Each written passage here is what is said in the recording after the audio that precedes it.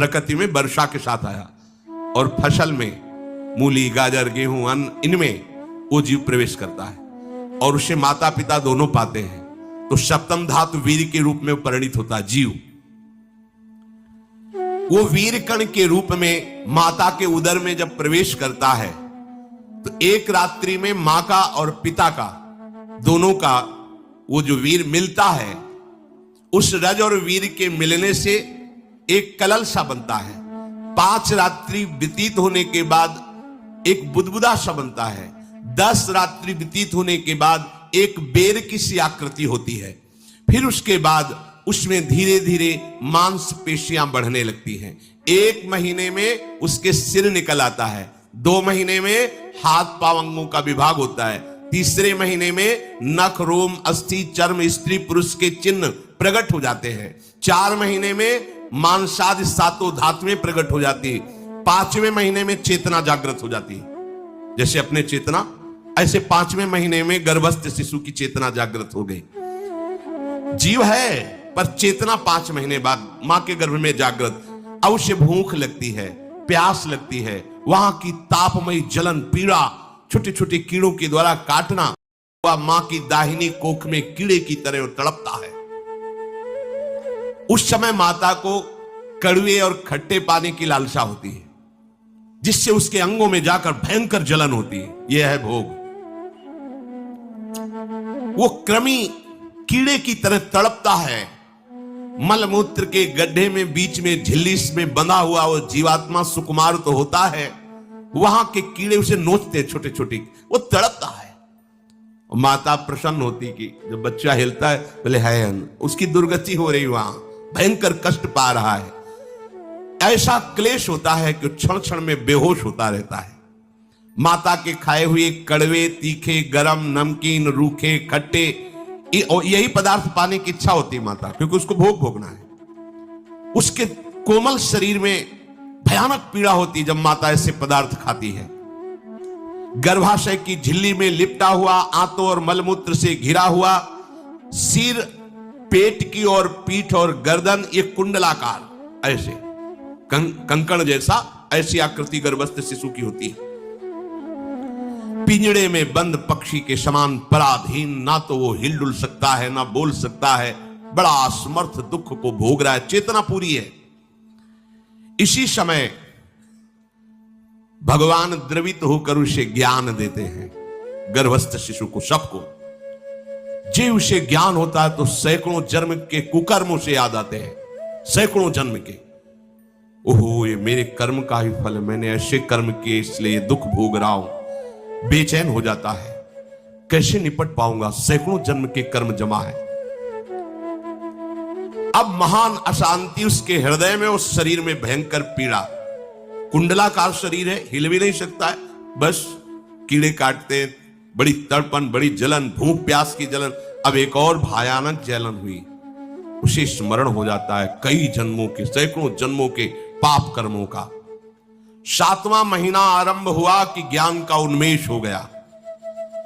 अब प्रसूति वायु उसे चला रही है, तड़पता है वो। सप्त धातु में स्थूल शरीर से बंधा हुआ वो जीव भयभीत होकर के पुकारता है, अगर कोई भगवान है तो एक बार मुझे यहां से निकाल दे। वो विनय करता है भगवान से,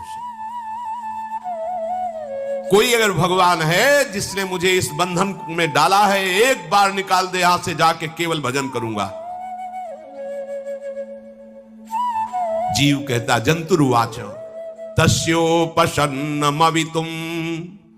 जगदिच्छयात् नाना तनोर्भुवि चलच्चरणारविंदम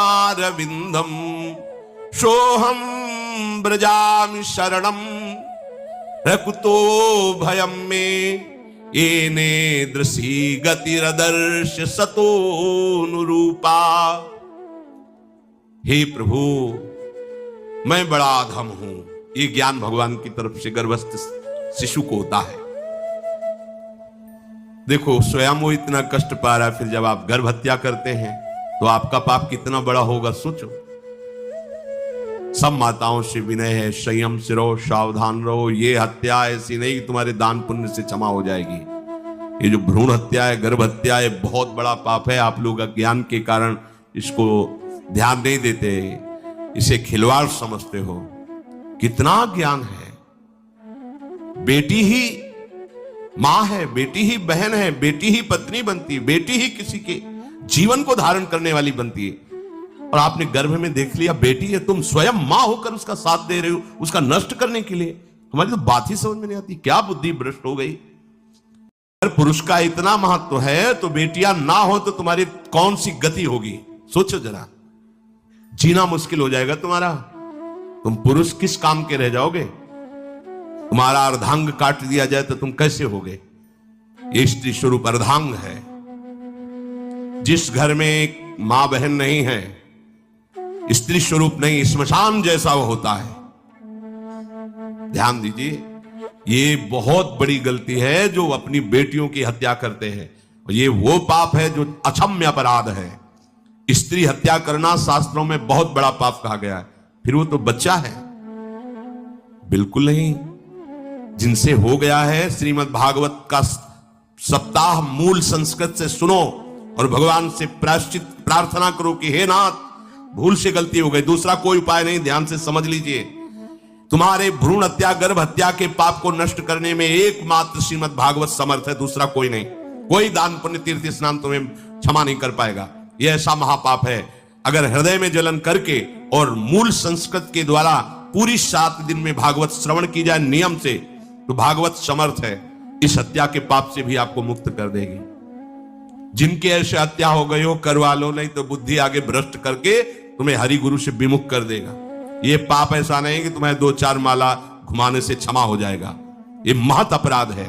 सबकी समझ में नहीं आता, समझ जाओ, नहीं तो आप जहां भी हो वहीं से भ्रष्ट कर देगा। यह अपराध नष्ट नहीं होगा, श्रीमद् भागवत की कृपा से नष्ट हो जाएगा। यह हमें बहुत विश्वास है। श्रीमद् भागवत सप्ताह की यह है ही महामहिम। प्रीति योनि को प्राप्त धुंधकारी को सीधे भगवत पार्षद स्वरूप देकर परम पद में आरूढ़ कर दिया। केवल 7 दिन की मूल संस्कृत एक भी श्लोक नहीं छूटना चाहिए। अगर सप्ताहिकी का पारायण हो तो इस भ्रूण हत्या गर्भ हत्या से भी निवृत्ति मिल जाए। अब वो जीव भगवान को पुकारता है, मैं बड़ा नीच अधम हूं। आहा, भगवान आपने जो मुझे गति दिखाई है तो मेरे कर्म के अनुसार ही है, आपका इसमें कोई दोष नहीं। हम लोग जब कष्ट भुगते तो भगवान से कहते हमने तुम्हारा क्या बिगाड़ा। भगवान ने नहीं बिगाड़ा, तू खुद देख क्या बिगाड़ लिया अपना। करो पाप आचरण। अब देखो, हमने तो जीवन में कोई पाप नहीं किया और कितने गर्भ हत्या की है, कितनी खिलवाड़ समझे हो। ये बिल्कुल भयावह चीज है। आप लोगों को नहीं, हम बार बार इसीलिए कह रहे कि भयावह वस्तु है, तुम्हें बहुत ऊंचाई से घसीट के भ्रष्ट कर देगी। बहुत होश में हो, भूल के कभी ऐसा न करना जहां तक हमारी आवाज पहुंचे, जहां तक सुनाई दे। गर्भ हत्या मत करना, संयम से रहो। इस तरह का व्यवहार मत करो कि तुम्हारा मनुष्य जन्म ही व्यर्थ चला जाए। इसमें तीनों को बराबर दंड मिलेगा। गर्भ हत्या कराने वाला, गर्भ हत्या की प्रेरणा देने वाला और गर्भ हत्या में सहयोग देने वाला, जो औषधि डॉक्टर या जो भी, तीनों को दुर्गति होगी। माता पिता प्रेरक और कर्ता। ऐसा नहीं कि आप डॉक्टर हो तो आपको गर्भ हत्या करने का अधिकार नहीं। आप डॉक्टर हो दूसरे के शरीर को स्वस्थ करके निरोग करने के लिए, हत्या करने के लिए नहीं। कोई भी हमारा संविधान ऐसा आदेश नहीं करता कि आप गर्भ हत्या कर दो। ना भागवतिक और ना भारतीय संविधान ऐसा संविधान आदेश नहीं करता। अब वो जीव कह रहा है कि प्रभु मेरे योग्य ही है, आपने जो मुझे दंड दिया है। मैंने सुना है कि आपकी शरण में जो आता है आप उसकी रक्षा कर लेते हैं। आपकी जो शरण में हो जाता है वो इस भूमि पर, भारत भूमि पर, विश्व पर निर्भय विचरण करता है। कोई उसे भय नहीं प्रदान कर सकता। प्रभु, मैं इस माता के उदर में माया का रहस्य न जानने के कारण ऐसे कर्म किए कि मैं आ गया हूं। बहुत दुख पा रहा हूं। स्वरूप परमात्मा, मैं बार बार नमस्कार करता हूं। प्रभु, मेरे ऊपर कृपा कर दो, एक बार इस गर्भ से निकाल दो। मैं यहां से बाहर जाकर आपका निरंतर भजन करूंगा। ये वादा करके आए हम प्रभु से। सब प्रभु ने करुणा करके हमें चांस दिया है मनुष्य शरीर। प्रभु मैं बहुत जन्मों से इस समय स्मृति आ रही देख रहा हूं, कर्मों में भटकता रहा आपसे विमुख होकर के। ये जो मुझे अभी ज्ञान हो रहा है केवल आपकी कृपा से तत्कालिक है, तत्कालिक। एक तत्कालिक वैराग्य होता है, जैसे कथा सुनियो मन में आया कि अब तो भजन ही करना है, ये तत्कालिक है, स्थायी नहीं है। इसे स्थायी बनाओ। प्रभु आप अंतर्यामी हो, आप सब कुछ जान रहे हो। तीनों तापों की शांति के लिए भक्तजन आपका भजन करते हैं। मैं देहधारी होकर जीव माता के उदर में मलमूत्र से रुधिर की झिल्ली में फंसा हुआ माता की जठराग्नि के ताप से जल रहा हूं। प्रभु एक एक क्षण में यहां विकल होकर केवल इंतजार कर रहा हूं कि किस समय मुझे यहां से निकाला जाएगा। दीन बंधु, यहां से कब मैं निकलूंगा। स्वामिन आप बड़े दयालु हो। आप जैसे उदार प्रभु ने मुझ गर्भस्थ शिशु को यह ज्ञान दिया। हे दीन बंधु, आप अपनी कृपा से प्रसन्न हो जाइए। प्रभु एक बार निकाल दीजिए, मैं ऐसा भजन करूंगा कि दोबारा संसार के दुख में नहीं आऊंगा। कपिल भगवान कहते हैं, हे माता, वो गर्भस्थ बालक शिशु भगवान से प्रार्थना करता है, भगवान का आदेश होता है, तत्काल प्रसव वायु धक्का मारती है।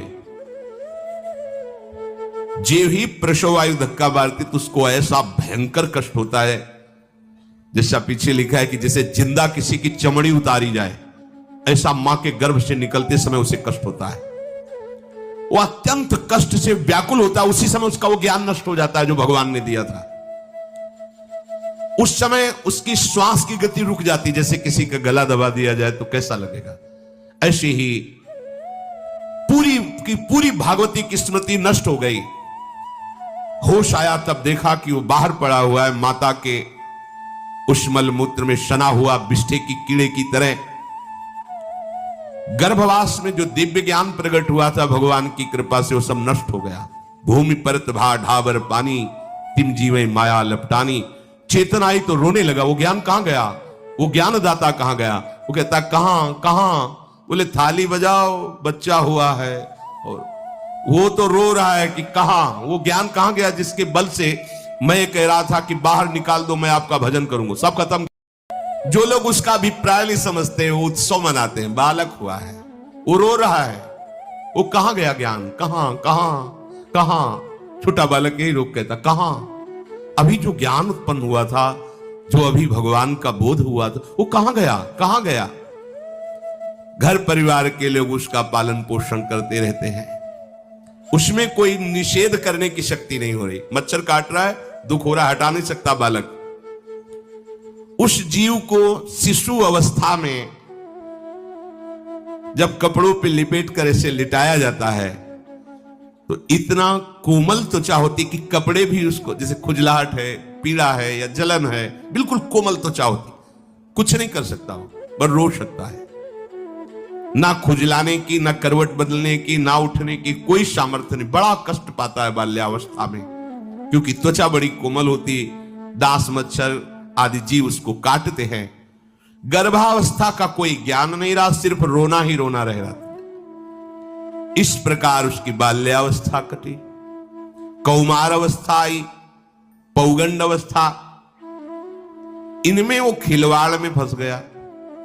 जैसे जैसे बड़ा होता जाता, चेतना, गुनगुना, ये कार, ये प्लास्टिक के ऐसे उनमें मगन है। देखो ना छोटे बच्चों को, अज्ञानवश इसकी ये अवस्था कट गई। बड़े भाग्यशाली ऐसे भी बच्चे हैं जो तुतला के बोलते हैं, उनकी मैया कहती राधा बोलो, राधा। देखो ये सौभाग्य, प्रणाम है उन माताओं को जो अपने बच्चों को भगवान नाम बुलाती है कि आप बोलो श्री हरिवंश बोलो, राधे राधे बोलो। धीरे धीरे उसकी युवा अवस्था पहुंची। इस समय उसके अंदर एक भूत सवार होता है, जवानी का भूत है, ये सबके सवार होता है। अगर मंत्र चल रहा है तो भूत नहीं चढ़ेगा, नाम चल रहा है तो भूत नहीं चढ़ेगा, नहीं तो भूत चढ़ जाता है। ये कुछ भी करवा सकता है भूत, भूत ही तो है ना।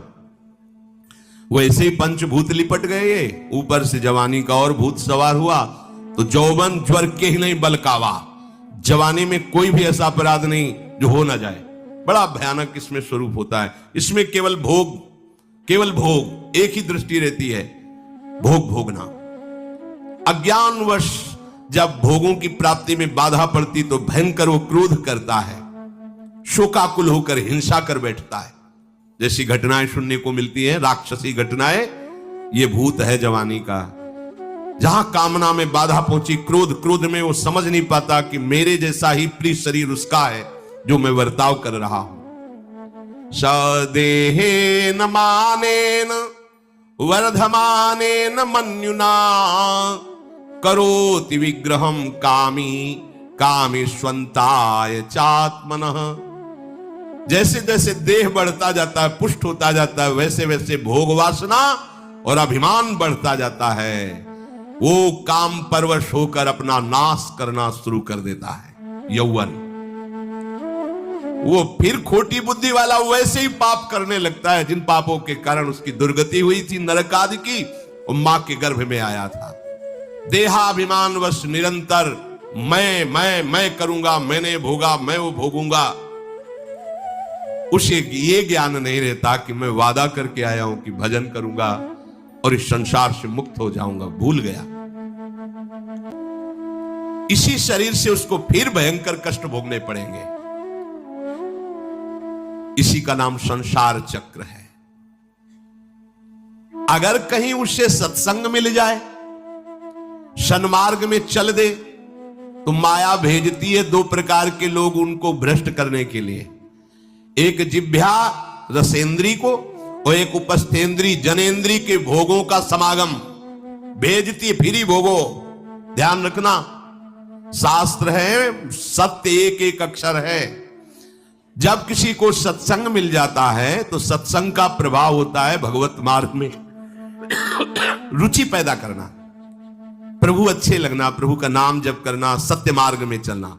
जब तुम सतमार्ग में चलोगे तो दो प्रकार के लोग भेजे जाएंगे।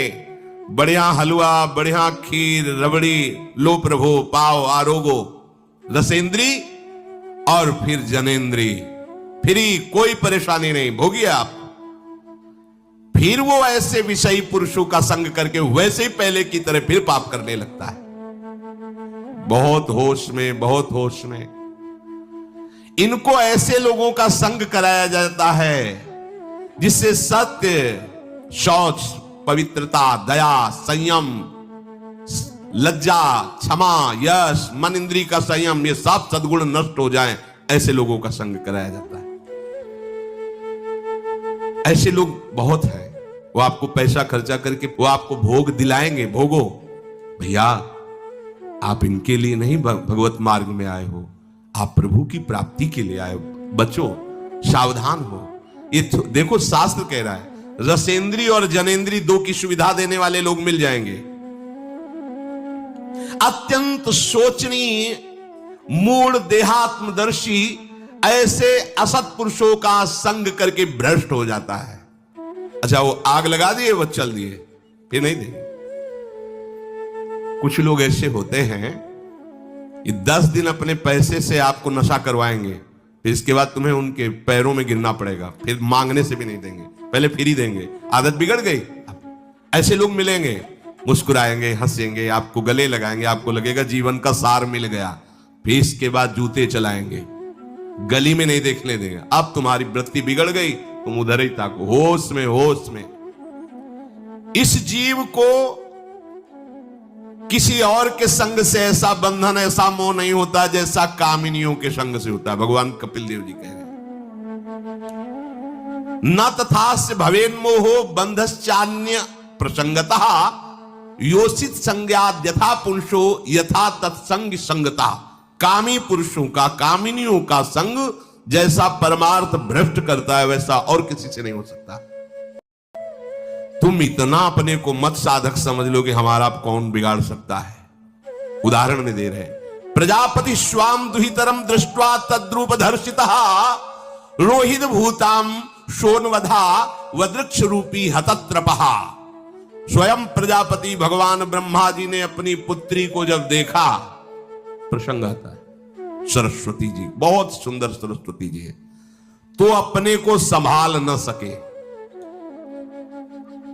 उनके रूप लावण्य और यौवन के स्वरूप को देखकर भगवान ब्रह्मा जी आकर्षित हो गए। इसलिए दूसरों की तो बात ही क्या है, हम सब ब्रह्मा के ही बनाए हुए हैं, वो आकर्षित हो गए।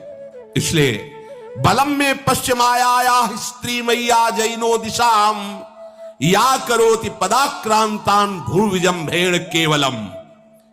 हे माता, मेरी माया का बल देखो, जो अपने पैरों से विश्व को कुचल सकते हैं, ऐसे दिग्विजयों को अपने पैरों के नीचे कुचल दे, वो मेरी माया है। देखो, बलम में पश्चिमाया स्त्री मैया जैनो दिशाम, जो 10 दिशाओं पर विजय प्राप्त कर सकते, उनको भी घुटने टिकवा दे, ये मेरी माया है। संगम न कुर्यात् प्रमदा सुजातु योगस्य पारम परमारुरुक्षु मत्सेवया प्रतिलब्धात्म लाभो वदन्ति या निरय द्वारमस्य। श्री भगवान कह रहे हैं, अहो मेरी इस माया का बल देखो। इसलिए जो मेरे को प्राप्त करना चाहता है, योगारूढ़ होना चाहता है, भजन में आगे उन्नति चाहता है, उसे चाहिए जो तुम्हें भ्रष्ट करने के लिए इशारे करे, चाहे स्त्री हो चाहे पुरुष, तजिए ताहि कोटि बैरिशम यद्यप परम सनैव। वो मित्र नहीं, वो माया के द्वारा भेजा हुआ दूत है। चाहे कोई भी हो, होश में तुम समझते हो कि बाजी जीत गए, भाग्य खुल गए, तरस रहे थे भोगों के लिए, मिल गए भोग। अरे नारकी गतियों से बचने के लिए तुम्हें अवसर मिला था, फिर नरक जा रहे हो। तुम समझते हो कि इसको भोग ले तो सुखी हो जाए, उसको जो भोग रहा है वो समझता है उसको भोग ले तो सुखी हो जाए, उसको वो पूरी सृष्टि इसी भ्रम में फंसी हुई है। होश में हो जाओ। जो परम पद चाहता है, भजन करना चाहता है, ठीक से मार्ग में चलना चाहता है, उसे शब्द भगवान के याद कर लेने चाहिए। चाहे वो स्त्री हो चाहे पुरुष, जो तुम्हें गंदी बातें सिखाए, गंदी बातें दिखाए, गंदी बातें करने के लिए प्रोत्साहन दे, जाके संग कुमति मति उपजय करत भजन में भंग तजोरे मन हरि विमुखन को संग। गृहस्थ हो तो धर्म के अनुसार अपनी पत्नी मात्र में सीमित रहो। ये उद्दंडता तुम्हारा नाश कर देगी। ये जो आज नई रीतियां चल रही हैं, ये भगवान ब्रह्मा जी ने अपने पुत्रों को बुलाया। चारों युग ये पुत्र हैं भगवान ब्रह्मा के, सतयुग, त्रेता, द्वापर, कलयुग। सतयुग से कहा, भाई हमने रचा है नरक, तुम्हारा स्वभाव सत्य में स्थित होना है, इसलिए हमारी आज्ञा का पालन करो कि नरक खाली भी नहीं रहना चाहिए। तो उनका पिताश्री, जब हमारा स्वभाव आपने ही रचा है, तो मेरे राज्य में कोई नरक जाए, भूल चूक से किसी को नरक नहीं जाने देंगे। त्रेता से कहा तो उन्होंने कहा कोशिश करेंगे अपने बड़े भाई का अनुगमन करने की। द्वापर से कहा तो उन्होंने कहा कोशिश करेंगे आपकी आज्ञा का पालन करने की। समझना। लेकिन जब कलयुग आया तो मुस्कुरा के बोला, पिताश्री जैसे बड़े भैया ने कहा मेरे राज्य में कोई नरक मेरी जानकारी में नहीं जा पाएगा, ऐसे ही मेरे राज्य में कोई स्वर्ग या परम पद मेरी जानकारी में नहीं जा पाएगा। मैं सीधे हाउसफुल करूंगा नरक। देख लो ना, शराब पीना, व्यभिचार करना, जुआ खेलना, चोरी करना, हिंसा करना, इसके प्रधान स्थान है। ब्रह्मा जी से कहा आप चिंता मत करो, जैसे बड़े भैया कहते हैं कि हमारे राज्य में कोई नरक नहीं जाएगा, ऐसे हम आपको वचन देते हैं। अगर हमारी दृष्टि पड़ी तो न स्वर्ग जाने देंगे न परम पद में जाने देंगे। तभी महाप्रभु कहते पाए जान जगत में सब जन कपटी कुटिल कलयुगी टंचू। कलयुग ने सबको देख रखा है, सबको अधीन कर रखा है। अगर बच सकते हो तो एक हरिनाम है, राधा नाम है, जो कलयुग का प्रभाव नहीं पड़ने देगा। इसलिए होश में, चाहे वो पुरुष हो या स्त्री हो, रिश्तेदार हो, नातेदार हो, कोई हो, जिसके संग से भोग वासना बढ़े, भगवत विमुक्ता हो, दूरी बना लो, तत्काल दूरी बना लो। वो मित्र नहीं, वो भारी दुश्मन है, जो तुम्हें फिर वही दुर्गति में ले जाएगा जो गर्भ में वादा किया वो नहीं कर पाओगे। भगवान कह रहे मैं इसलिए मना कर रहा हूं कि ये खुला हुआ नरक का द्वार है। वदंती या निरय द्वारमस्य, निरय माने नरक का द्वार, अस्य माने ये भोग विलासिता खुला हुआ नरक का द्वार है। इसका भाव यह है सुख भासता है। भासना और है में अंतर है। जैसे रेत में हम देखते हैं सूर्य की किरणें पड़ने पर निर्मल जल भासता है, और प्यास के कारण हम दौड़े तो वहां बालू ही मिलेगी, फिर आगे भासता है, फिर भागे तो फिर भागने से प्यास बढ़ती जाती है, पानी मिलता नहीं। ऐसे ही परस्पर आकर्षण में सुख भासता है, होता नहीं। जब हम उसको स्वीकार कर लेते हैं तो एक मन में उदासी आती कि यहां वो तो मिला नहीं जो चाह रहे थे, तो वो दूसरा दिखाता है, वो आगे वो उधर गया, तो फिर वो पूरा जीवन नष्ट हो जाता है। और मिला नहीं क्योंकि है नहीं, भासता है, सुख भासता है नहीं। प्रभु में सुख भासता नहीं, प्रभु में सुख है, भासता नहीं है।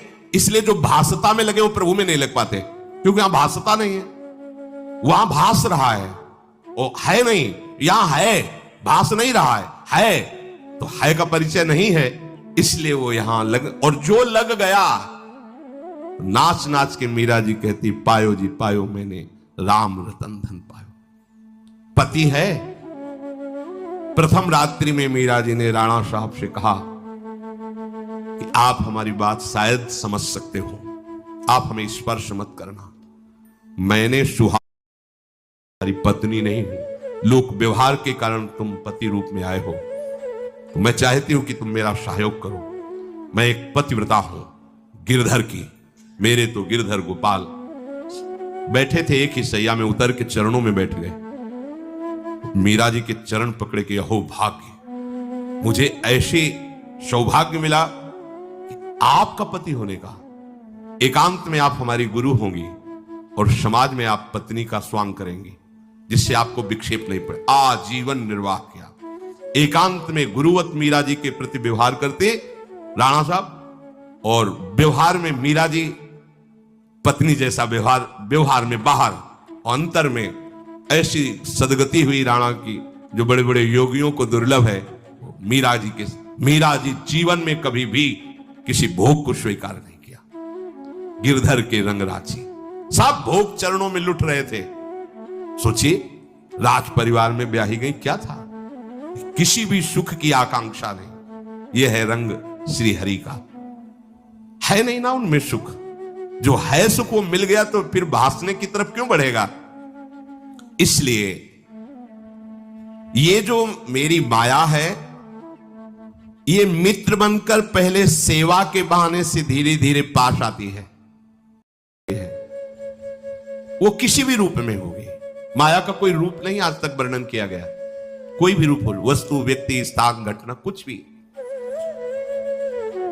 उपासक जब समझ नहीं पाता तो वही उसकी नाश का कारण बन जाती है। बहुत सावधान। हमें नहीं पता किस रूप में आएगी, जिनको पता है हम उनको अपने पास रखें। वो है नाम, राधा राधा, फौरन पता चल जाएगा आपको पक्का। ये ठीक नहीं, नहीं बहुत श्रद्धा नहीं, बिल्कुल हटो, बिल्कुल हटो, अंदर से बिल्कुल हटो। नहीं तो कोई समझाने वाला थोड़ी था बचपन से हमें कि भाई पास कोई हो। यही नाम, जहां कहीं कोई प्रियता, कहीं आश्रमों में कहीं कुछ, समझ में, हटो हटो हटो। ये नाम हटाते हटाते हटाते जहां लगाना चाहिए वहां लगा दिया। नाम अगर है अंगरक्षक तो तुम्हें माया से बचाता रहेगा, क्योंकि जिनकी माया है उन्हीं का नाम है। वो खूब अच्छे से जानता है, माया को पहचानता है। नाम आप नहीं पहचानोगे पक्का, क्योंकि वो बाहर से ही नहीं आती, वो अंदर से भी आती है। ये सब माया के ही पार्षद है। मन बुद्धि चित्त अहंकार सब माया में है। नाम चलेगा तो अंदर और बाहर दोनों जगह सुरक्षित रखेगा। पकड़ लीजिए, वो तिनके में ढके हुए कुएं के समान होती है। पता नहीं चलता कि कितना गहरा कुआं है, ऊपर से तिनके से ऐसा लगता भूमि, जेब पैर रखा गिर गए कूप में, अब निकल नहीं सकते। जब मेरी माया में आसक्त हो जाता है तो अंत समय फिर उसी माया का स्मरण आता है। वही सब मैं और मोह तोड़ते हैं। अब वो फिर उसी चिंता से फिर वही फंस गया, फिर वही दुर्गति प्रारंभ। तो हे माता, जो हरि से विमुख हैं उनका ये चक्र चलता रहता है। पुनरपि जननम पुनरपि मरणम पुनरपि जननी जठरे शयनम। इसलिए मुमुक्षु उपासक को चाहिए कि ना कोई भय स्वीकार करो, डरो मत माया से। देखो भगवान के वचन, ना किसी के सामने दीन हो। भक्ति की दैन्यता अलग है, विषयों की दीनता नहीं। ये साधु में कभी नहीं हमने देखा, किसी भी साधु में। ये नहीं, साधु है ये नहीं होगा जब मर जाए पक्का। और साधुता नहीं है तो फिर इतना ही है, फिर और रही क्या गया है फिर। साधुता में ये तो नहीं होता पक्का। हम कहते हैं बहुत हजारों संतों से मिले, ये नहीं होता। अरे रिद्धियां सिद्धियां मारी घूमती पीछे वो हाथ फैलाएंगे। हाँ, आचार्य आदेश के कारण रोटी मांगते हुए बड़े बड़े सिद्धों को देखा गया, टुकड़े रोटी के मांगने। आचार्यों का आदेश है, भिक्षा औषधम अन्नम, भिक्षा रूपी अन्न रूपी औषधि से उदर पोषण करे। ऐसा आचार्य, चाहे वो भगवान शंकराचार्य हो, चाहे आप प्रेम के उपासक हो। भूख लगेगो मांग खाऊंगो, गिनो न सांझ सवेरो, ब्रजवासिन के जूठ टू करो, घर घर छाछ महेरो, ऐसो कब करी हो। बस साधु 30 मिनट के लिए केवल भिक्षुक बनता है और 23.5 घंटा के लिए बादशाह रहता है। मिले तो ना मिले तो बस भिक्षा बादशाह। जाय न चाहे कबो कछ तुम सन सहज सने, बसो निरंतर तासुर सुर और निजगे। साक्षात भगवान हृदय में खेलते रहते हैं। दीनता नहीं होनी चाहिए। ये भागवतिक दैन्यता अलग है, ये दलिद्रता रूपी दीनता नहीं होनी चाहिए कि ठंडी लग रही कपड़ा दे दो, देखो हमें तीर्थ यात्रा करनी पैसा दे दो, हमें यज्ञ कर। कौन सी यज्ञ करनी तुम्हें, कौन सी यज्ञ। श्वासों को बोलो राधा राधा राधा, एक एक श्वास की आहुति, इससे बड़ी कोई यज्ञ होगी। पूरा जीवन समर्पित, इससे बड़ा कोई तीर्थ होगा। अरे जहां चरण रख दे वहां तीर्थ प्रकट हो जाए, ऐसी भक्ति की महिमा होती। तीर्थ ही कुर्वन्ति तीर्थानि। ये दीनता नहीं होती साधुओं में, पाखंड में होती। दीनता साधुता में नहीं होती। इस विषय की ये दे दो बाबूजी, धिक्कार है, धिक्कार है। कहा वह मोर दासा करे तुच्छ नरन के आशा, तो कहो कहां रहा विश्वासा। जिसने बिना किसी सहयोग के 1 सेकंड में अनंत ब्रह्मांडों को रच दिया, वो हमारे स्वामी है। इसके बाद तुम ऐसे मांगते घूमो, कहां दासता रही। भय, जिसके भय से मृत्यु भी भयभीत होकर काम कर रही, जिसके भय से सूर्य चंद्र प्रकाशित हो रहे, जिसके भय से पृथ्वी जल में नहीं डूब रही, वो हमारा स्वामी है। फिर हमें भय किससे। मोह, चराचर जगत मेरे प्रभु का अंश है, बस इस बात से प्रीति है। कोई शारीरिक संबंध से नहीं, माता पिता भाई बंधु नहीं। हमारा संबंध नाते नेह राम के मनियत सुरत सुदेव, जहां लो जितने भी संबंध है केवल आराध्य देव के संबंध से। बस निसंग भाव से वो फिर भगवत प्राप्त हो जाता है। ये सावधानी रखनी। निसंग भाव, कोई मित्र नहीं, कोई शत्रु नहीं। इस माया में संसार से मुक्त होने का यही उपाय है। भय नहीं, दीनता नहीं, मोह नहीं, किसी का संग नहीं, अपने श्यामा श्याम श्यामा श्याम श्यामा श्याम, उनके नाम के, उनके आश्रित। वो आगे से आगे ऐसा दुलार करते हैं, आपको सोचना ही नहीं पड़ेगा। जैसे माँ को पता है बाल भोग कब कराना है बच्चे को, कौन सी पोशाक धारण करानी है, कहां उसको खेलने ले जाना है, ऐसे ही हमारे प्रियालाल को पता है ये दास है, इसको कब क्या। सच्ची मानिए, आगे से आगे व्यवस्था उनकी। आश्चर्य में हो जाओगे आप जब अपना अहंकार उनको समर्पित कर दोगे। हम अहंकारी जीव अपने अहंकार के कारण धक्का खाते घूम रहे। नहीं, अखिल कोटि ब्रह्मांडों का सृजन करने वाला प्रभु है। 4 लाख योजन का एक पहाड़ केवल है, सोने का, सोने का, प्योर सोने का, मिलावट नहीं। 4 लाख योजन, 1 योजन 4 कोस, 1 कोस 3 किलोमीटर। कितना एक से एक रत्न इस पृथ्वी में है। ऐसे मालिक के गुलाम हो, ऐसे हाथ फैलाते घूमो। राधा राधा। इस शरीर को बहुत ध्यान से सुन लो। जो इस शरीर को निक्षेप माने धरोहर होता है, धरोहर की भांति। जैसे हम तुम्हें दे दें कि 500 रुपए रख लो, हमें जब काम लगेगा ले लेंगे। तो 500 रुपए रखे आपकी जेब में, लेकिन आप कभी उसे अपना नहीं मानेंगे। अगर कभी आवश्यकता पड़ी, किसी ने बताया कि 500 रुपए आपकी जेब में, नहीं नहीं नहीं, वो तो धरोहर है। जब वो मांग लेंगे तो उनको हम खर्चा, धरोहर का खर्चा स्वयं में नहीं किया जाता। ईमानदार आदमी धरोहर को जैसे रखा वही, ये नहीं कि हम 500 खर्चा कर लेते हैं फिर कमा के 500 दे देंगे, नहीं, वही सेम टू सेम वैसे ही वापस होगा। तो ये शरीर प्रभु की धरोहर है। सुधा निधि में भी एक श्लोक में आया है, ये प्रियाजू की धरोहर है। कबीरदास जी ने कहा है, चदरिया जैसी की तैसी धरि दीनी। जैसी दी थी प्रभु, हमने मलिन नहीं की, वैसे की वैसे वापस कर दी। तो क्या होगा उसका परिणाम? मोक्ष, भगवत प्राप्ति। इसे मलिन करने का अधिकार तुम्हें नहीं। ये चदरिया जो मिली है मनुष्य शरीर ये भगवत प्राप्ति, इसे गंदा मत करो। शरीर को धरोहर की भांति रखकर, ये गुरु की संपत्ति है, ये इष्ट देव की संपत्ति। तन वांग मनोभिरमलई सोहम तविवासिता, ये शरीर, ये मन, ये वाणी हमारे गुरुदेव को समर्पित, उनकी आज्ञा के अनुसार चलना है। तो क्या होगा? अनासक्ति बढ़ेगी, किसी से कोई राग नहीं, अनासक्त होकर भगवत प्राप्त हो जाएगा। एक ही उपाय समस्त दुखों से बचने का, मामुपेत्य, जो मेरे आश्रित हो गया, मेरा भजन करता है, पुनर्जन्म नहीं होता उसका, क्योंकि दुखालयम शाश्वतम, संसार में वही जवानी, वही बुढ़ापा, वही रोग, वही योनियों में भटकना। थोड़ा तो थक जाओ। तुम्हें नहीं चाहिए दिव्यता तो कम से कम इतना समझ लो। फिर वही प्रारंभ वाली बात कहते हैं कि देश विदेश सुख के लिए भटकते हो, तो हम भी तो ऐसे देश की बात कर रहे जहां सुख ही सुख है। क्या आप ज्योतिष सीखना चाहते हैं? क्या आप ज्योतिष सीखकर समाज में अपनी एक अलग पहचान बनाना चाहते हैं? जहां काल की भी चाल नहीं है, वो है निकुंज देश।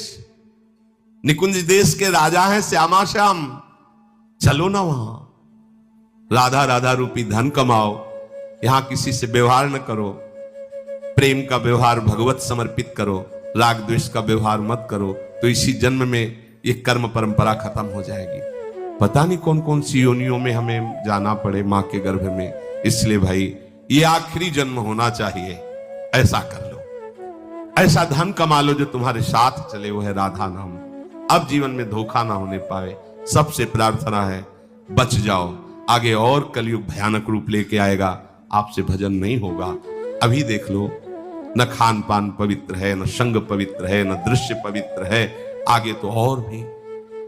ये ऐसा समय पैदा करेगा कलयुग कि कोई राम कृष्ण हरि नाम सुनाई नहीं देगा। भा भ्रष्टाचारा सब संसारा धर्म सुने नहीं।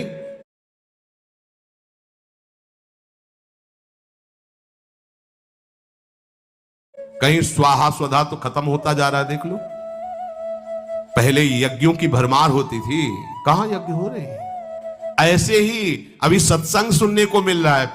कितने जगह सत्संग होता है भगवत प्राप्ति का, कितनी जगह सत्संग होता है, खोज लो आप पूरे भारत में। कितनी जगह शुद्ध शास्त्र सम्मत भगवत मार्ग की बात मिलेगी। कितने नाम जापक रह गए हैं। वास्तविक आगे चल करके आपको सपोर्ट ही नहीं मिलेगा भक्ति का। जैसे अभी डरने लगे कि अगर तिलक लगा के जाएंगे तो ऑफिस वाले क्या कहेंगे। स्कूल में तो कंठी और तिलक ही नहीं धारण करने दिया जाता, बच्चे कहते हैं। घर में कहते हैं तुम सुहागवती हो, कंठी तो विधवा धारण करती हैं। कैसा दुर्बुद्धि घर वाले। ठाकुर सेवा ये तो विधवाओं का काम हुआ। सच्ची सौभाग्यवती वही है जिसने ठाकुर सेवा स्वीकार कर ली। सच्चा मंगल सूत्र कंठी ही है जिसने हरि का पहन लिया। कैसी मंद बुद्धि है लोगों की, ऐसी सी मतलब सौभाग्यवती भी कंठी पहन सकती है। तो हमें लगता है इससे बड़ा दुर्भाग्य क्या होगा, हम इसे सौभाग्य मानेंगे। राम हरि कृष्ण बोल न पावे, कंठी न धारण करे, रज न धारण करे और उसे सौभाग्यवती। तो कौन सा सौभाग्य? मरण धर्मापति। कुछ दिन में वो भी मरेगा, फिर बनना क्या बनना? न भजन लायक रह जाओगे, न संसार लायक रह जाओगे। प्रार्थना मान लो, थोड़ा कड़ुआ लगेगा लेकिन बहुत मीठा है परिणाम इसका। यत् अग्रे विस्मयो परिणामे अमृतोपमम्। जिसमें शुरुआत विष जैसी लगे उसका परिणाम अमृत में होता है। खूब भजन करो और इसी जन्म में